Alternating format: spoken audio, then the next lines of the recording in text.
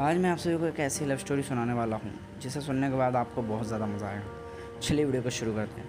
रमेश जिसकी ये कहानी है, रमेश में कुछ खास बातचीत थी। पढ़ने में तो ज़्यादा अच्छा नहीं था, पर काम वो सभी के आता था। आप कुछ भी काम बताओ वह झट से कर देता था। बट कोई भी लड़की उसे पसंद नहीं करती थी।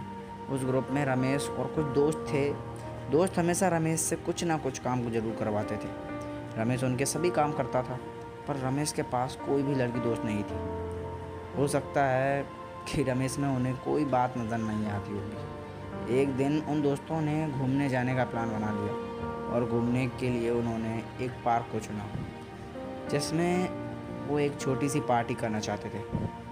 रमेश को भी बुलाया गया। आखिर उनके साथ रमेश नहीं होगा तो काम कौन करेगा। तभी रमेश ने उनमें से एक लड़की को अपने साथ बैठने को कहा, पर उसने साफ मना कर दिया।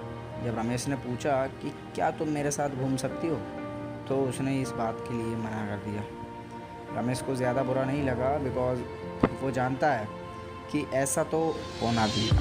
पार्टी करने के बाद सभी लोग घर जाने लगे।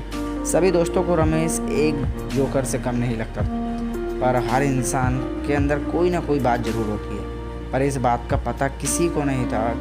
एक दिन क्लास में जब बहुत सा काम दिया गया तो सभी लोग सोचने लगे, हमारे तो पिछले ही काम नहीं हुए हैं और ये तो बहुत ज़्यादा काम है, ये कैसे हो पाएगा।